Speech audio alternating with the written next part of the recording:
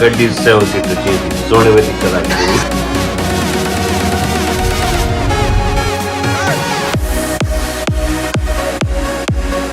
रुपए का नेपाली खाना।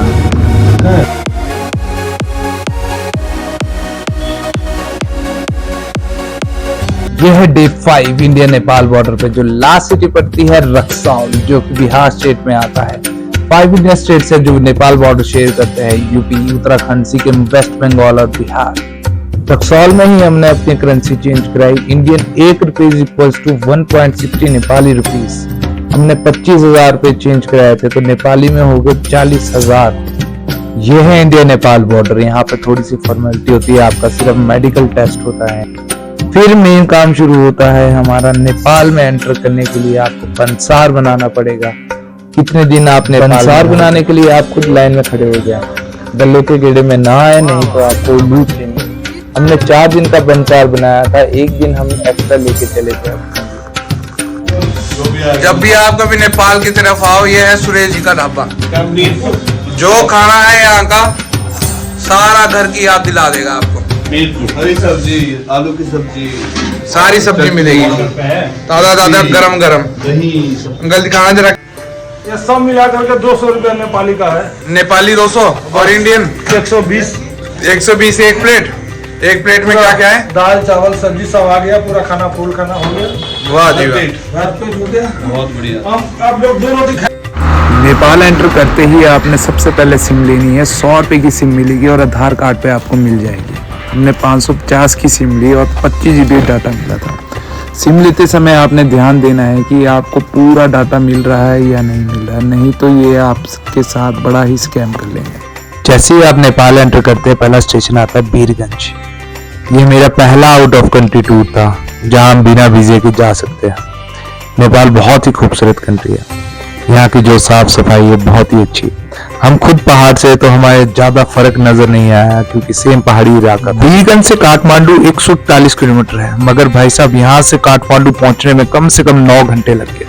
बहुत ही खराब रास्ता था, सांप सीढ़ बना हुआ था रास्ते का, काम चला हुआ था रास्ते में। फिर हम एंटर हुए काठमांडू, व्हाट अ सिटी। यहाँ पहुंच के हम सारा दुख दर्द भूल गए थे कि हम कच्चे रास्ते से आए थे। यहाँ पूरा प्लेन इलाका शुरू हो जाता है, हम बिल्कुल प्लेन में आ गए थे। फिर हम पहुंचे तमिल, जो कि नाइट लाइफ के लिए बहुत ज्यादा फेमस है। यहाँ पे बहुत सारे रेस्टोरेंट, कैफे, लाइव म्यूजिक सब मिल जाएगा आपको, कैसीनो एंड ऑल सब कुछ। इस जगह पे सबसे ज्यादा टूरिस्ट आता है। नेपाल में रुकना और खाना सस्ता है। हमने 2 कमरे लिए थे, हमें पड़े थे वो 250 रुपए नेपाली, इंडियन करेंसी के हिसाब से 1750। और जो VIP से VIP रूम होटल भी होगा, वो भी आपको इंडियन रुपीज के हिसाब से 3-4 हजार में मिल जाए। सबसे पहले हम सुबह चले पशुपतिनाथ मंदिर के लिए। Kathmandu, the capital of Nepal. इस शहर में भाई कोई हॉर्न ही नहीं मारता, नहीं तो इंडिया में चैं चैं चैं चैं। ड्राइव करते हुए बंदे साइड नहीं देते, खुद अपने रिस्क पे साइड लेनी पड़ती है। नेपाल एक ऐसा देश है जो कभी गुलाम नहीं हुआ, एकमात्र हिंदू देश है। मंदिर का जो मेन एंट्रेंस है, वहां से आप अपना फोन जेब में डाल दे, अंदर फोटो खींचना सख्त मना है। बागमती नदी के तट पर यह मंदिर है। मंदिर में इतनी साफ सफाई है, अंदर इतना सुंदर और अद्भुत है, बहुत ही पीसफुल है, मन पूरा का पूरा शांत हो जाता है। एक कथा के अनुसार पशुपतिनाथ मंदिर का संबंध केदारनाथ मंदिर से भी है।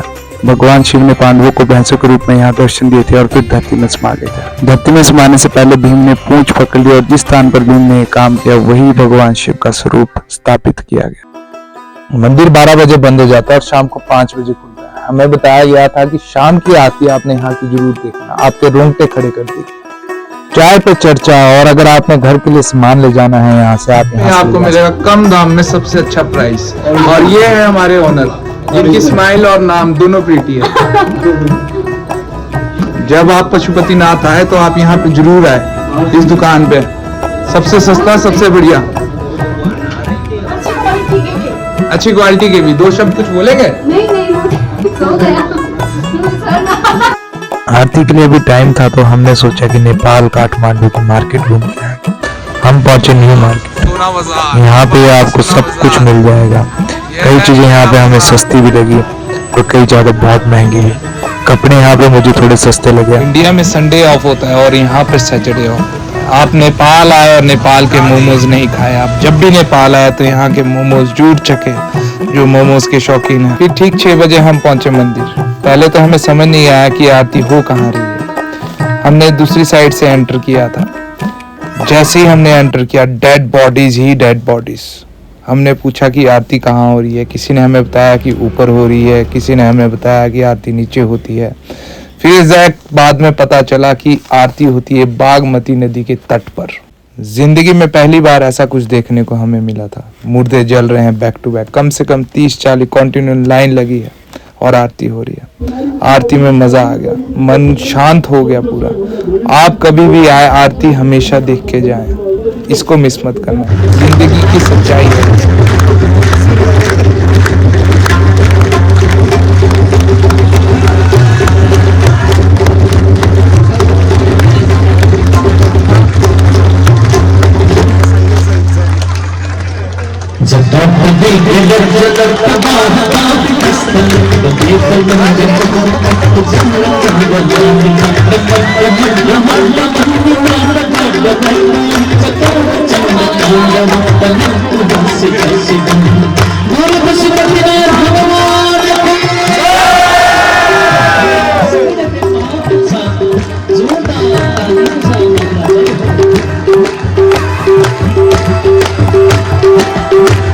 मन पूरा का पूरा शांत हो गया, एक नई ऊर्जा हमारे अंदर आई।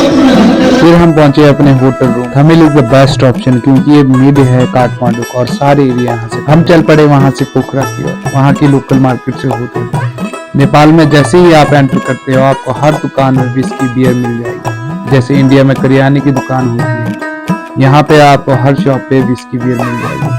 वेज नॉन वेज हर शॉप पे। बड़े शौकीन है नेपाल वाले। इंडिया में जो विस्की 700-800 रुपए की होगी, वो आपको कम से कम 1600 रुपए की वहाँ पे नेपाली में मिलेगी। इस मार्केट में आपको इनकी बहुत सारी पारंपरिक चीजें और बहुत सारी जितनी भी पुरानी चीजें वो मिल जाएगी। और नेपाल में आपको 50 या 100 का नोट इंडियन करेंसी में जो भी होगा सब ले लेंगे, लेकिन 500 का नोट यहाँ पे कोई नहीं लेगा जल्दी। फिर होती है हमारी चाय पे चर्चा। नेक्स्ट फिर हम चल पड़े पोखरा की ओर। काठमांडू से पोखरा 201। नेपाल में एंटर करते हुए आपको चेक पोस्ट मिलेंगे, जहाँ आपके डॉक्यूमेंट्स चेक होते हैं, आपकी एंट्री होती है वहाँ। नेपाल पुलिस तो हमें बहुत ही कोऑपरेटिव लगी है। जहाँ भी मिले हमें बोलते कि आप हमारे गेस्ट है, घूमो फिरो, बी सेफ। मगर पोखरा जाते हुए हमें रोक दिया। हमारे पास यातायात का एक डॉक्यूमेंट नहीं था। पूरे रास्ते में हमसे ये डॉक्यूमेंट्स नहीं मांगे गए। चलो क्या करे, 2000 रुपए का फाइन लगा हमें दोनों गाड़ियों का। मक्खियाँ तो हमने बहुत खाई, लेकिन समेत छिलके के पहली बार हमने इनको भूनते हुए देखा। और क्या टेस्टी मक्खी, कम से कम 8-9 मक्खी हम यहाँ पे खा गया। पोखरा जाते हुए बीच में रास्ते में मनोकामना मंदिर आता है, जो कि माँ भगवती को डेडिकेटेड है। यहाँ पे मन की कामना पूरी पूर्ण होती है। आप रोपवे से भी जा सकते हैं। 1000 रुपए नेपाली करेंसी और इंडियन करेंसी के हिसाब से 625 रुपीज। काठमांडू से पोखरा बड़ा ही लंबा सफर है। ऊपर से रोड इतना बेकार कि पहुंचते पहुंचते बुरे हालत हो गया। उसके बाद हम पहुंचे। नेपाल में नाइट लाइफ की बात आती है तो पोखरा सबसे बढ़िया जगह है। ये पार्टी करने के लिए लिवियस्ट जगह है। यहाँ पे बहुत सारे पब क्लब है। यहाँ पे बिताई गई रात मौज मस्ती का वादा करती है। काठमांडू के बाद जो सबसे ज्यादा टूरिस्ट आता है वो आता है पोखरा में। रात के 10 बज गए थे जब हम पोखरा पहुंचे और सबसे पहला काम था हमारा यहाँ पे होटल ढूंढना। होटल रुद्रा योग। यहाँ पे आए हैं और अब पूछते हैं इनसे जी की क्या रेट है, क्या है। और ये हमारे भैया जो हमारे से बहुत अच्छे से बात कर रहे हैं और हमारा बहुत वार्म इससे इन्होंने वेलकम किया है हमारा। अब देखना ये है कि हमारे को अगर अच्छा लगेगा तो हम 1 के 2 दिन रखेंगे, कैसा बनता है। और सारा ध्यान रखेंगे हमारे भैया। हाँ जरूर जरूर। नाम गोपाल। गोपाल भैया जी।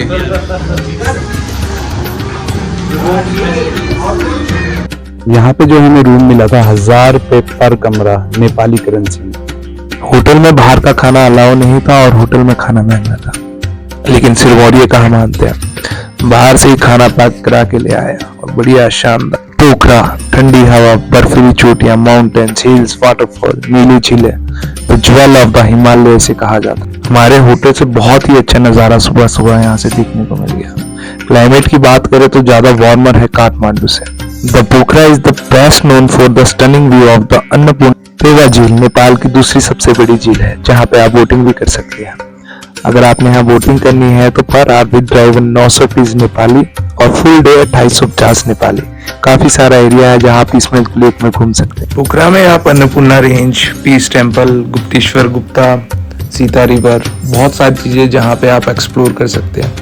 और थिंग्स टू डू, आप यहाँ क्या क्या कर सकते हैं, mountain viewing, boating, bungee jumping, mountain biking, बहुत सारी यहाँ पे एक्टिविटीज है जो आप कर सकते हैं। पैराग्लाइडिंग, स्काई डाइविंग, बहुत कुछ है।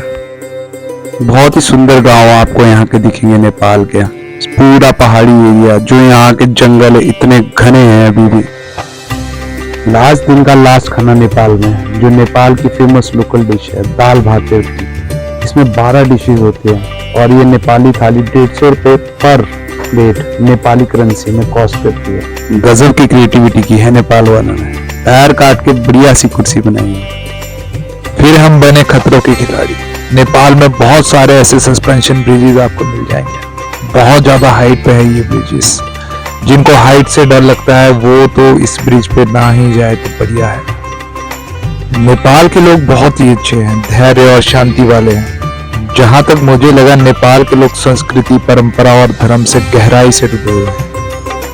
अगर आपकी बलसार की डेट खत्म हो जाती है तो आपको मोटा तगड़ा फाइन लगेगा। अगर आप नेपाल का टूर बनाते हैं तो कम से कम 6-7 दिन मान के चलिए, जिसमें एक दिन आप एक्सटेंड करके चलिए, क्योंकि बहुत ज्यादा ट्रेवल करना पड़ता है। काफी लंबे सफर करने के बाद हम पहुंचने वाले थे इंडो नेपाल बॉर्डर पर। यहाँ पे आपका बंसार चेक होता है नेपाल बॉर्डर। उसके बाद आप जब इंडिया पहुंचने वाले होते तो फिर आपकी दोबारा से चेकिंग होती है। हमें वहाँ पे इतनी खास चेकिंग नहीं लगी, क्योंकि हमसे सिर्फ हमारा आधार कार्ड और गाड़ी में क्या है, क्या सामान है, ज्यादा कुछ नहीं चेकिंग। जैसे होनी चाहिए थी वैसे नहीं होती है। फिर हम चल पड़े यूपी होते हुए हरिद्वार की ओर। सोनाली बॉर्डर से हरिद्वार 766 किलोमीटर है, लगभग 15 घंटे का सफर। योगी जी ने यूपी में सुधार तो बहुत किया है, मगर जिस रूट से हम आए हमें तो वो एरिया ही ठीक नहीं लगा। हमने कई होटल पूछे, कोई बंद हो चुके थे और कईयों में बिल्कुल ही बेकार से रूम, और हमें फिर लास्ट में गाड़ी में ही सोना पड़ा। हमारे प्लान में थोड़ी सी चेंजेस आ गए और हम चल पड़े ऋषिकेश की ओर। ऋषिकेश एडवेंचरस एक्टिविटीज के लिए बहुत ज्यादा फेमस है। आप यहाँ पे river rafting, camping, trekking, paragliding, bungee jumping, बहुत कुछ कर सकते हैं। और ये इंडिया की पहली फर्स्ट सिटी है जिसने बंजी जंपिंग इंट्रोड्यूस कराया था। ऋषिकेश को world capital of yoga and meditation के नाम से भी जाना जाता है। हमें यहाँ पे 1000 रुपये में रूम मिल गया था, जो कि बहुत ही अच्छा था। आप परमात्मा निकेतन आश्रम और त्रिवेणी घाट आश्रम पे गंगा आरती देख सकते हैं। लक्ष्मण झूले पे आजकल बहुत जोरों शोरों से काम चल रहा है। बाकी ऊपर जो लिंक आया है, आप वहाँ पे मेरी मैंने ऋषिकेश की वीडियो बनाई है, आप उसको लिंक पे पूरी वीडियो देख सकते हैं। गड्डी 7 सीटर चाहिए थी, सोने में दिक्कत आ गई। चलाते सोने में थोड़ी दिक्कत आ गई, बाकी ओवरऑल ठीक था। सफर में आपने एंजॉय किया? बहुत ज्यादा। यूपी के बारे में कुछ बोलना चाहेंगे? क्योंकि आपकी कल की रात आपकी बहुत ही स्ट्रगल किया आपने अपनी नींद त्याग दी। इस बारे में कुछ? अभी भी नींद में सोने की कोशिश कर रहे हैं। पूछते हैं अनुराग चाचू से, जरा कल का सफर कैसा रहा आपका? ओवरऑल सफर बहुत अच्छा रहा और ये जो ट्रिप है भाइयों के साथ बहुत यादगार है। इसमें कुछ ऐसी चीज आपको सीखने को मिली, या आप कहीं ऐसा बोल सकते हैं कि मेरे को नहीं यार ये ट्रिप नहीं करना था, ऐसा कुछ? मेरे से कुछ नहीं, मैंने बहुत इंजॉय किया, क्योंकि मैंने बहुत ही मतलब कई सालों बाद ऐसा ट्रिप लिया। तो इसमें कंप्लेंट्स नहीं है, no complaints, overall enjoyed it a lot. वाह, मैं अगेन ऐसा ट्रिप चाहूंगा नेक्स्ट ईयर। हर साल में ऐसा ट्रिप लगाते हैं कहीं ना कहीं। मतलब कैसा रहा? बहुत अच्छा। कोई ऐसा चीज मतलब आपको सबसे अच्छी लगी हो पूरे ट्रिप में? सबसे अच्छा था। और कोई कमी? कमी की कोई दिक्कत नहीं। अच्छा, तो सब बढ़िया चला? सब बढ़िया, फर्स्ट क्लास, एकदम गजब को। हमारा जो ड्राइवर था, हमने उसको बोला कि भाई रोक गाड़ी चौक पे रोक, लेकिन वो नहीं रुका। फिर उसके बाद नेपाली आया, उसने बोला कि आपका चालान होगा। हमने बोला कि हमें नहीं मालूम था, तो उसने बोला कि आप हमारा मेहमान हो और आपको हम जाने दे रहा है। मतलब आप कुल मिला के क्या कुल मिला के उनका जो डिसिप्लिन, एक आप इंडिया में हो ना, और आप ना तो हमने उनका कभी ओवरटेकिंग देखा, ना हमने वहां पे हॉर्न देखा, ना हमने उनको गाली देते हुए देखा। मतलब बहुत ही मजा आया कि नेपाल गजब, आप बोल सकते हो। चलो आइए आप पूछते हैं हमारे दूसरे। मजे किए हमने तो भाइयों के साथ, जहाँ भी जाएंगे वहाँ मजा आपको नेपाल में क्या ऐसी चीजें आप अपने भाइयों को बताना चाहेंगे कि कोई रुकावट आई, कोई दिक्कत आई, उस बारे में? रोड के रिगार्डिंग, रोड है, रोड में थोड़ी दिक्कत परेशानी है, बाकी कुछ नहीं, बाकी सब बढ़िया है।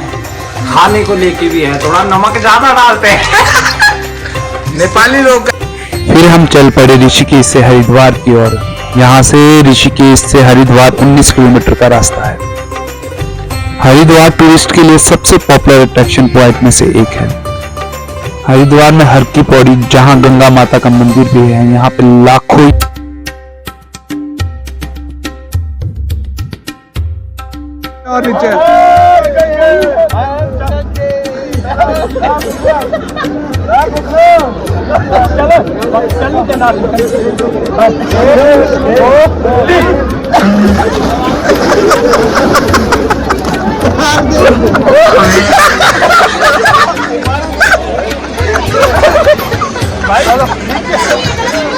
हर हर गंगे, चल चल।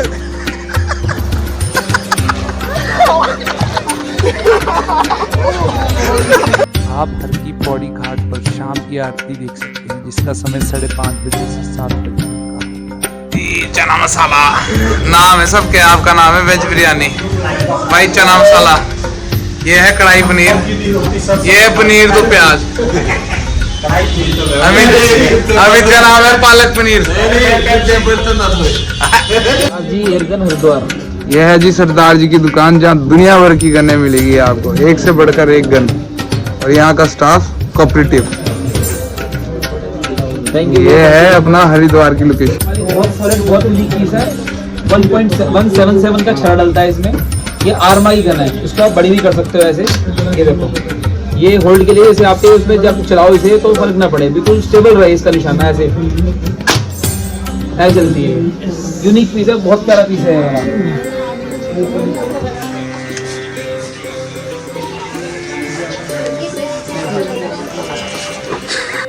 गंगा मैया में डुबकी लगाने के बाद आप हरिद्वार की मार्केट घूम सकते हैं, जहां आपको बहुत सारी यूनिक चीजें दिख जाएगी। ये था हमारा नेपाल टूर, जो कि बहुत अच्छे से पूरा हो गया। हमें रास्ते में कोई दिक्कत परेशानी नहीं आई, भगवान की दया से। मोटा सा खर्चा मैं आपको बता दूं, हमारा 25,000 एक बंदे का खर्चा है।